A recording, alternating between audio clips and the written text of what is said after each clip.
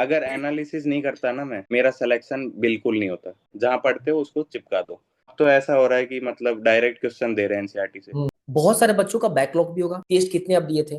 Marks को कैसे improve करे, फिजिक्स को कैसे करे? ओके। मार्क्स इंक्रीज करने का यही तरीका है, तो एनसीईआरटी पढ़ना जरूरी है इनका। फिजिक्स में तो जितना क्वेश्चन प्रैक्टिस करेंगे, उनको ना एनालाइज बेहतर है। करेंगे, वैसे स्ट्रांग होगी। 20 मिनट में ऑर्गेनिक रिवाइज पूरी। हाय एवरीवन, अभी मेरे साथ सुमित है। सुमित, सबसे पहले स्वागत है। Thank you sir. और मैं इन शॉर्ट में बता दूं सुमित के बारे में। सुमित अभी यूसीएमएस दिल्ली से पढ़ाई कर रहे हैं। 2023 बैच एमबीबीएस इनका सिलेक्शन हुआ था और एडमिशन इन्होंने लिया था। बाकी कंप्लीट डिटेल ये खुद बताएंगे। बहुत ज्यादा इंस्पिरेशन वाला इनका जर्नी रहा है। एकदम कहते हैं ना कि एकदम एवरेज स्टूडेंट कैसे यूसीएमएस दिल्ली में पहुंचा, एक एवरेज स्टूडेंट कैसे इतना टॉप रैंक लेकर आया। कंप्लीट बात करेंगे, शुरू करते हैं। और मेरा नाम अनुष कुमार हुआ, और आप सब नए सब्सक्राइब करो और शुरू करते हैं। सबसे पहले सुमित, आप मुझे बताइए कि अपने जर्नी के बारे में, और रैंक क्या था 2023 में, आपका रैंक क्या था? सर 2023 में मेरा रैंक था 2697, ठीक ऑल है। India rank. ठीक है। और मेरी जर्नी स्टार्ट हुई थी मतलब 2018 में मैंने कोचिंग ज्वाइन की थी जयपुर में। ठीक है। तो फिर वहां से सोचा था कि नीट करना है। फिर 2020 में मैंने पहला नीट दिया था। ठीक है। तो उस टाइम 2020 में मेरा सिलेक्शन हुआ नहीं था, क्योंकि मैं क्या करता था, स्टार्टिंग में पढ़ता था, फिर नीट एग्जाम आने आने तक ढीला पड़ जाता था। तो 2020 में मेरे मार्क्स आए थे 423, और ओके। रैंक मतलब 1 लाख के ऊपर थी। ओके। और फिर 2021 में मैंने कोई कोचिंग ज्वाइन नहीं की, खुद से पढ़ाई की थी। ठीक है। उसमें मेरे मार्क्स आए थे, उसमें भी मतलब स्टार्टिंग में वही जोश रहता है, फिर बाद में आके कम पड़ जाता है। तो करेक्ट करेक्ट। उस वजह से ही उसमें 448 आए थे मेरे नीट हम्म। 2021 में। फिर उसके बाद मैं मतलब जयपुर से घर आ गया था। हम्म। तो घर पे मैंने सोचा कि मैं ऑनलाइन कोचिंग लूंगा। हम्म। और फिर 2022 के लिए मैं मतलब बहुत डेडिकेटेड होके पढ़ रहा था ओके। स्टार्टिंग से। फिर एंड में थोड़ा मेरा बैकलॉग हो गया था। बच्चों, बात करेंगे हम्म। बैकलॉग कैसे इन्होंने सॉल्व किया, फिर आगे इनके बारे में पहले जान लेते हैं। हाँ, फिर आगे। हाँ, तो उसमें लास्ट में मेरा बैकलॉग हो गया था। तो फिर जब बैकलॉग हुआ तब माइंड डिस्टर्ब हो गया पूरा। तो हम्म। पूरा पढ़ाई से ऐसे मन हट गया था। फिर तब भी मैंने लास्ट में थोड़ा उस टाइम भी ढीला पड़ गया था, पर उस टाइम मेरी तैयारी थोड़ी अच्छी थी ठीक है। 2022 नीट के लिए। फिर उस टाइम लास्ट में मेरा ओएमआर भी गलत हो गया था थोड़ा, फिजिक्स का। ओके। तो उस वजह से भी मेरे मार्क्स कम हो गए थे। नीट हम्म। 2022 में मेरे आए थे 516, ओके। और रैंक कुछ 72,000 के करीब थी।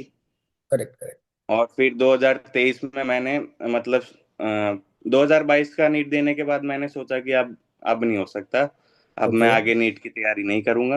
हम्म। तो मैंने सोचा कि कोई कॉलेज ले लूंगा मैं, हम्म। वेटनरी ले लूंगा या फिर होम्योपैथी। करेक्ट। तो फिर पापा ने फिर बाद में एक बार, जब 4 महीने बचे थे नीट 2023 के, हम्म।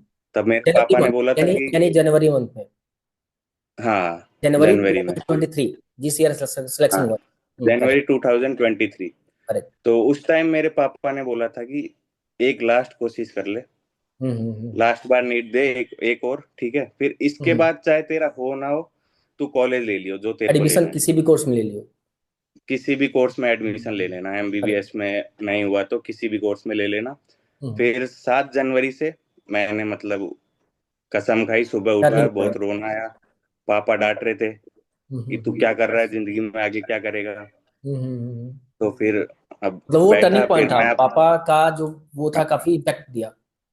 हाँ, करेक्ट। तो फिर मैं अपने जहाँ मैं पढ़ता था ना, टेबल पे सामने मम्मी पापा की फोटो लगा के रखता था। उनकी फोटो पे मैंने हाथ रख के कसम खाई कि आज के बाद, इस पॉइंट ऑफ टाइम के बाद मैं एक भी मिनट वेस्ट नहीं करूंगा। और मतलब लास्ट में इंस्पिरेशन एक कहते हैं ना कि सिंपल सा कि हाँ। यार लाइफ में किसी एक पर्सन को अपना आइडियल मान लो, इंस्पिरेशन ले लो, पापा मम्मी भाई बहन हाँ। किसी को, और उनके लिए एटलीस्ट मेहनत हम्म। करो कि यार बुढ़ापा उनका अच्छा जाना चाहिए, उनके लाइफ में तकलीफ नहीं होना चाहिए, जो भी रिस्पॉन्सिबिलिटी बनता हाँ। है। हाँ ठीक है, आगे फिर। हाँ, फिर मैंने कसम खाई कि जब तक नीट ना हो जाए मैं एक भी मिनट वेस्ट नहीं करूंगा। तो करेक्ट। मैं अब मतलब जितना मेरा सिलेबस थोड़ा बचा हुआ था 2022 का, मैं तैयारी कर रहा था। तो वो मैंने जल्दी से 1 महीने में कंप्लीट किया। ठीक है। कंप्लीट होने के बाद मैं डायरेक्ट टेस्ट देने लग गया। लास्ट तक नीट के एक दिन पहले तक मैं पूरा पढ़ाई किया ढंग से। ओके। और फिर ठीक है। नीट में मैं एग्जाम दे के बाहर आया। तब मैंने पापा को बोला एकदम हंसते हुए कि मेरा इस बार सिलेक्शन हो जाएगा, 660 प्लस मार्क्स आएंगे मेरे। ओके। और वही हुआ, मेरे 670 मार्क्स आए और रैंक आई 2697। फैंटास्टिक, फैंटास्टिक रहा। अब इस पे ये तो उसके बाद यूसीएमएस में सिलेक्शन, फाइनेस्ट कॉलेज हाँ। In India. हाँ, अब फर्स्ट सबसे, राउंड में मेरे को यूसीएमएस मिल गया था। अच्छा उसके बाद फर्स्ट राउंड के बाद क्या ये अपग्रेड किए थे आप? अपग्रेडिंग मेरे को, मैंने मतलब पहले कॉलेजेस के वो देखे थे रैंक वाइज। तो एमएमसी मेरे का? को पता था अपग्रेडिंग में नहीं मिलेगा मेरे को, दिल्ली का अच्छा कोई अच्छा। और इसके ऊपर का कॉलेज। तो हम्म। मैंने अपग्रेडिंग में नहीं डाला। इसी को फाइनल कर दिए। ठीक है, बेस्ट हाँ, है। इसको फाइनल कर दिया। अब मुझे आप एक चीज सबसे इंपॉर्टेंट बताओ। अभी नीट हाँ में काफी कम हाँ समय हाँ। बचा हुआ है, काफी कम समय नीट काफी में कम। बचा हुआ है। बहुत सारे बच्चों का बैकलॉग भी होगा, बहुत सारे हम्म बच्चे ये सुनने की कोशिश कर रहे होंगे कि टेस्ट कितने अब दिए थे। बहुत सारे बच्चे हम्म। ये भी सुनने की कोशिश कर रहे होंगे कि मार्क्स को कैसे इंप्रूव करें, फिजिक्स को कैसे करें। एक एक चीज करके बात करेंगे। सबसे पहले हम्म। आप बताओ कि कम हम्म। समय है नीट अब 2025 में, फोर्थ में हाँ। एग्जाम होगा। इतने कम हम्म। समय में कंप्लीट सिलेबस को, जिन्होंने थोड़ा बहुत भी पढ़ाई किया हुआ है, वो सिलेबस को कैसे कवर करें? वो सिलेबस को देखो ऐसे कर सकते हैं। एक तो जब सिलेबस हमारा कंप्लीट नहीं होता है ना, तो हम फुल सिलेबस टेस्ट देने से डरते हैं। करेक्ट। तो टेस्ट के थ्रू हम टेस्ट देंगे, उसमें जो हमारी गलतियां होगी कि इस चैप्टर में ज्यादा गलती हो रही है, तो इस चैप्टर को उठाओ और इस चैप्टर को कंप्लीट कर दो। करेक्ट। मतलब जो हाई वेटेज चैप्टर्स हैं, टेस्ट उनका के थ्रू पहले उनको करें। देखना है। हाँ, उनको पहले करना है। जो टेस्ट में हमारे ज्यादा गलत हो रहे हैं, हाई वेटेज भी हैं, उस चैप्टर को खत्म कर दो पढ़ के। करेक्ट। पहले हाई वेटेज पढ़ना है। और हम्म। फिर जिस टॉपिक में हमें पढ़ने के बाद भी बार बार गलती हो रही है, तो ऐसा नहीं है कि इसमें पढ़ लिया फिर भी गलती हो रही है, तो जो टॉपिक है उसमें सब टॉपिक्स होते हैं चैप्टर में, उन करेक्ट। सब टॉपिक्स को पढ़ना है बस, जिसमें जैसे इस सब टॉपिक में बार बार गलती हो रही है, गलतियों के थ्रू पढ़ना है, तो सिलेबस जल्दी कंप्लीट होगा। जल्दी कंप्लीट होगा। और एक चीज बताओ हाँ। कि जो आपका ये था कि वीक में कितने टेस्ट टेस्ट माइनर टेस्ट भी, मतलब चैप्टर वाइज, हाँ। या फुल टेस्ट, या दो तीन हम्म। चैप्टर को, फिजिक्स में दो तीन चैप्टर ऐसे कंबाइन कर कैसे टेस्ट देते थे? वीकली बताना आप कि वीक में कैसे कितने टेस्ट और क्या स्ट्रेटजी रहता था आपका? वीक में जब मैं अपना मतलब सिलेबस कर रहा था ना, तब हफ्ते में एक टेस्ट तो पक्का देता था, माइनर ठीक है। टेस्ट होता था वो। फिर जब मेरा सिलेबस मतलब हो चुका था ना, अब जैसे दो तीन चैप्टर बचे हैं, अब इनको कर हम्म। लेंगे साथ में। फिर मतलब एक दिन सोचा कि ट्राई करते हैं फुल सिलेबस में कितने मार्क्स आते हैं मेरे। तो मैंने फुल सिलेबस दिया। उसमें मेरे 627 मार्क्स आए थे, पहले फुल सिलेबस टेस्ट में। ओके। फिर उसके इंटरेस्ट बढ़ ये जाता है एक बार ये फुल सिलेबस देते हैं 2023 का ना। बात है ना, 23 का बात है ना, हाँ, 2023 सिलेक्शन? 23 का बात ठीक है। है। हम्म। 23 का बात है। हम्म। 22 में मैं जितने भी माइनर टेस्ट होते थे वो मैं सारे देता था। पर अभी टाइम कम बचा है, तो मैं उस हिसाब से बात कर रहा हूँ, अपने लास्ट उसकी फेज की लास्ट, है ना। Correct correct. हाँ। हम्म। तो मैं जब फुल सिलेबस टेस्ट पहली बार दिया तो मेरे मार्क्स 627 आए। तो हम्म। उसमें इंटरेस्ट बढ़ा कि थोड़ा और पढ़ते हैं, अब इस मार्क्स को और इंक्रीज करते हैं। ठीक है। इससे नीचे तो नहीं जाना है मेरे को, तो इससे ऊपर ही जाना है। तो पहले मैं हफ्ते में एक बार फुल सिलेबस टेस्ट दिया। फिर उसकी फ्रीक्वेंसी मैंने अगले हफ्ते से दो कर दी, हफ्ते में दो फुल सिलेबस। तो ठीक ऐसे है। धीरे धीरे मैं हर दिन फुल सिलेबस टेस्ट पे आ गया था। तो क्या अप्रैल में हाँ, एक सप्ताह में कितने टेस्ट बच्चे दे सकते हैं, मतलब कैपेबिलिटी, क्योंकि हर एवरेज दिन आते एक रहे हो? टेस्ट तो देना ही चाहिए। कितना? जैसे अभी लास्ट अप्रैल मंथ लास्ट होगा, हम्म। तो जैसे मार्च हाफ में अभी से फुल सिलेबस टेस्ट अगर वो स्टार्ट कर दें हम्म। तो सही रहेगा। और अप्रैल में तो उनको हर दिन एक टेस्ट देना ही है। और उसको अगर वो एनालिसिस दो भी से, करना है। हाँ, उसको एनालिसिस तो मतलब जैसे टेस्ट का होता था, मैं 2.5 घंटे देता था खुद को टेस्ट के, ठीक है। क्योंकि वहां पे टाइम कम मिलता है, ओके। ओएमआर फिलिंग वगैरह। यहाँ पे टाइम थोड़ा छोड़ के और फिर टेस्ट सॉल्व करना होता है। ओके। तो मैं हर दिन एक टेस्ट देता था। हम्म। और मैंने ये भी ट्राई किया था कि मैं दो टेस्ट दूं एक दिन में। बट वो हम्म। मतलब मेरे शेड्यूल के हिसाब से सही नहीं बैठा था, तो मैंने एक ही रखा। तो हर दिन नहीं। में एक टेस्ट देता था। करेक्ट। और उसको एनालाइज करता, तो मैं उसमें 3 घंटे जरूर देता था एनालिसिस में। एनालिसिस में सबसे इंपॉर्टेंट बात आपने कहा, मैं इसी चीज को सुनना चाह रहा हाँ। था। ठीक है। और ये हम्म। मतलब ये चीज मैं बच्चों को यही कहता हूँ कि यार एनालिसिस में समय जब दो। और देखो मतलब हाँ। इंडिया का टॉप कॉलेज यूसीएमएस इंडिया का नंबर टॉप 10 में आता है। ठीक है। और हम्म। ऐसे कॉलेज में जो कि मतलब दिल्ली में सब सपने होते हैं कि सभी को जाना है, AIIMS Delhi, MMC, VMC, UCMS, lady hmm. Articles का है, सबको जाना है। हम्म। अब जाने यहाँ तक पहुंचने के लिए आपको कुछ तो स्ट्रगल करना पड़ेगा। मतलब मैक्सिमम बच्चे क्या हम्म। करते हैं, टेस्ट देते हैं और एनालिसिस करना उनको छोड़ देते हैं। बोझ लगता है। हाँ। ये देखो, सुनो, हम्म। आप 3 घंटे जितना देर पेपर दे रहे हो, 3 घंटे दो, 4 घंटे, जब तक प्रॉपर एनालिसिस ना हो आप मत छोड़ो। हम्म। ये सुमित ने आपको बताया। और बताओ बैकलॉग हम्म। कैसे करें? बैकलॉग को मतलब ऐसा नहीं है कि आप लेक्चर तो देख नहीं सकते पूरे। करेक्ट। तो अभी जैसे जो हमारे चैप्टर से थोड़ा पहले का पढ़ा हुआ हो, कुछ तो पढ़ा होगा पहले का, तो उसको हमें थोड़ा देखना है। और जो उसमें वीक लगे उसकी वीडियो देख लो, उसका समझ लो। लेक्चर देख लो। बायो हाँ, में एनसीईआरटी रीडिंग करनी होती है। अभी फिजिक्स में एनसीईआरटी एग्जाम्पल हम्म। एक्सरसाइज इंटेक्स क्वेश्चन करना कितना हम्म। ज्यादा फायदेमंद रहा? क्वेश्चन डायरेक्ट उठ के आ जाते हैं, वो हम्म, डायरेक्ट एग्जाम में उठ के आ जाते हैं। डिक्टो एकदम बिल्कुल, थोड़ी वैल्यू चेंज कर सकते हैं वो, तो बट सेम लैंग्वेज क्वेश्चन एकदम आते हैं। सेम रहेगी। एक्सरसाइज हो और गया, क्वेश्चन इंटेक्स। सारे कहीं से भी करें हम, जैसे असाइनमेंट्स में करते हैं, पीवाई क्यूज जो बहुत इंपॉर्टेंट है वो। और सारे क्वेश्चन हर जगह एक ही टाइप के घूमते हैं, बस वैल्यूज चेंज होती हैं। बस आप प्रैक्टिस तो करते रहो। पीवाई क्यूज मस्ट होते हैं, हाँ। हम्म, प्रैक्टिस करते रहना है। और टेस्ट देंगे ना हम, तो टेस्ट से इतने सारे क्वेश्चन सॉल्व हो जाएंगे। हाँ, तो मैंने टोटल 50 फुल सिलेबस टेस्ट दिए थे। कितने तो इसमें मतलब 50 देने के बाद। लास्ट में हम्म। अप्रैल में या मार्च अप्रैल मिला के? हाँ, मतलब मार्च, हाँ मार्च मिड में मैंने स्टार्ट कर दिए थे। Okay, okay, okay. और मार्च मतलब मिड में मैंने फर्स्ट फुल सिलेबस टेस्ट दिया था।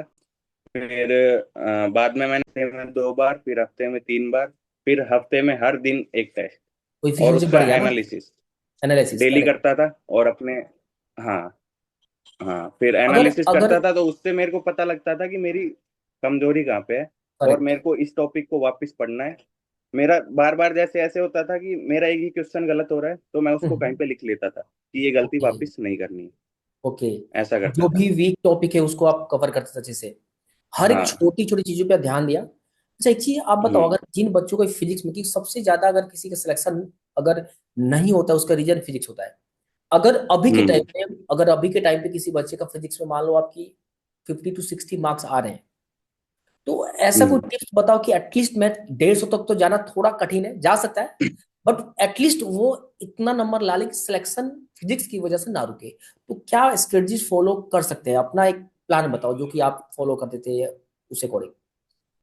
हाँ, मैं फिजिक्स में ऐसे करता था कि मतलब जो बेसिक होता है ना चैप्टर का, करेक्ट। जैसे एकदम स्टार्टिंग का पार्ट होता है चैप्टर का, हम्म, हम्म। उसको एकदम अच्छे से पढ़ता था, ताकि उससे आगे कनेक्ट होता जाए चैप्टर।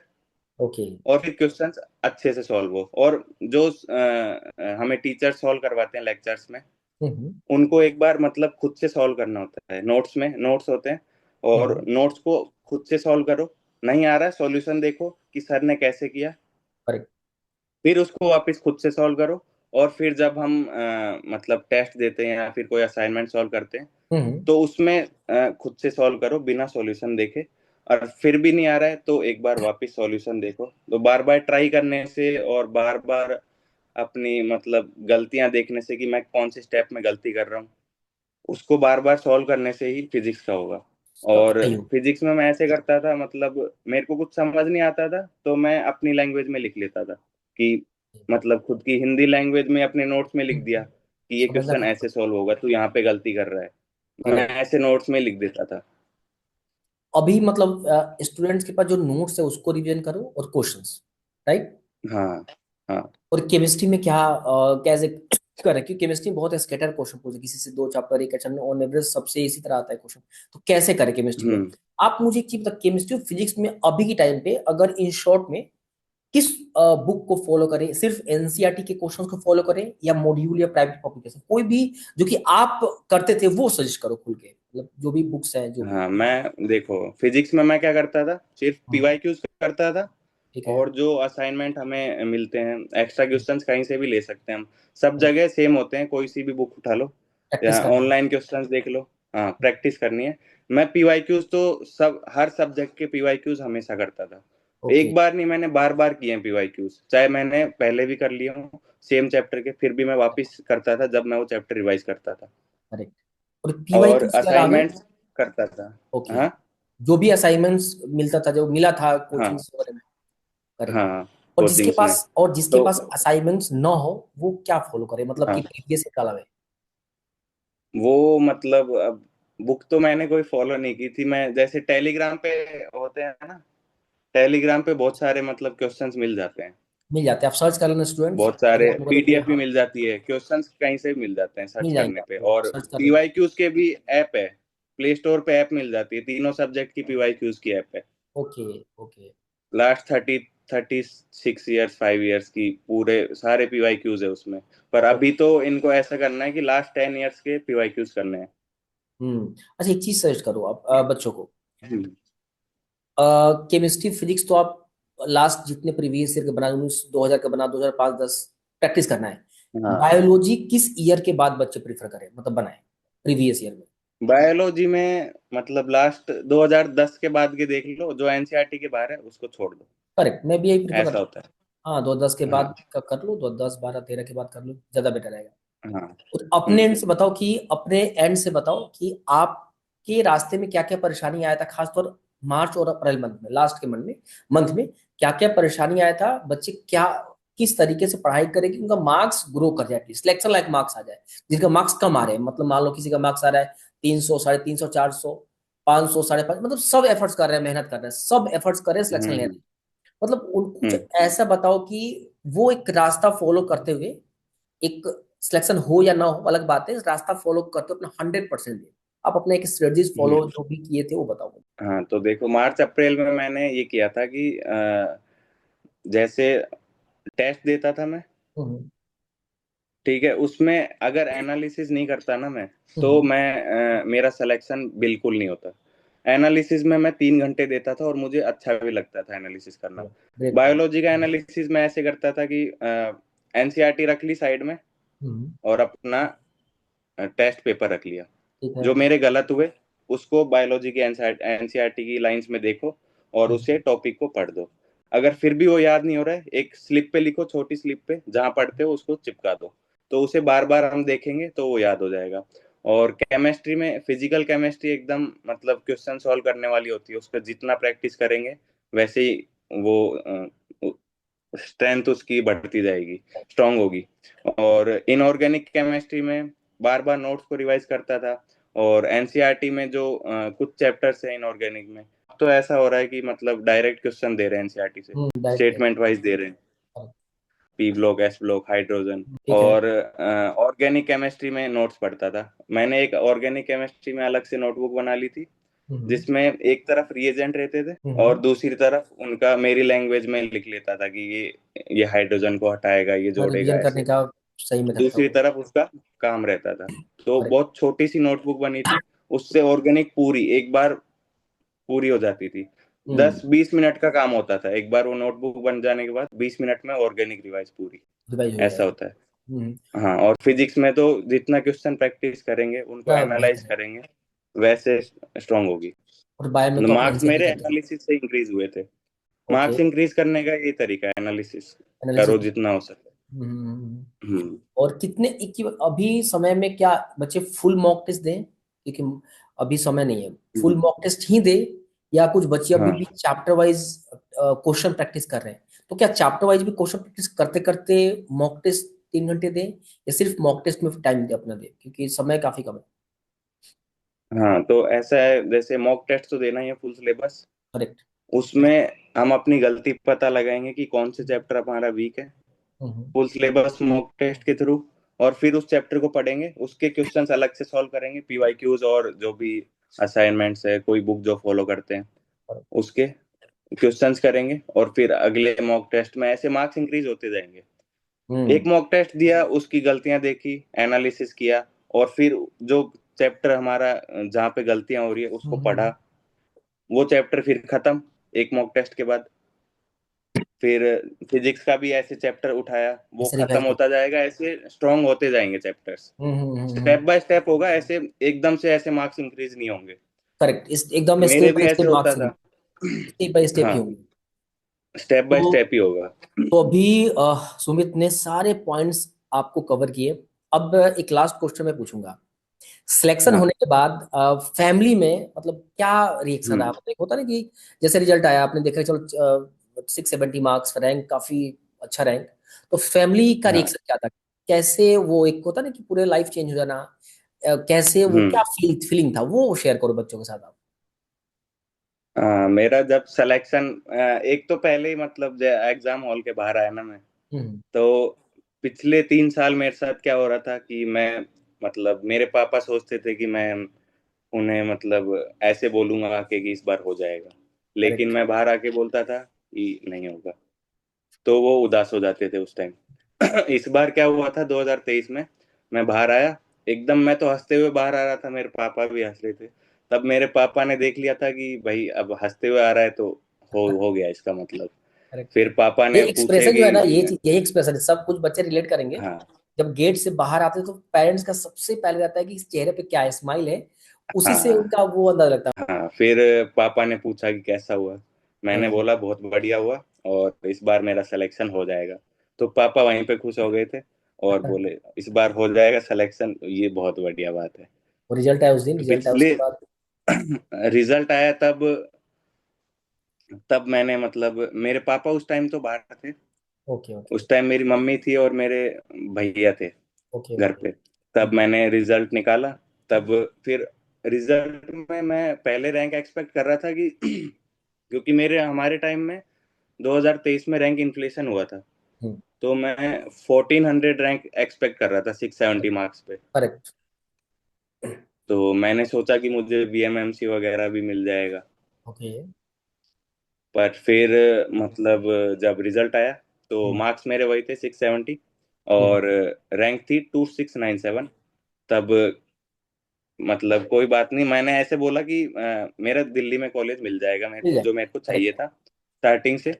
तो उस बात से बहुत खुश हुए थे घर पे। फिर मैंने पापा को भी फोन करके बताया, मेरे दादा दादी गांव में रहते हैं, उन्हें भी बताया फोन करके।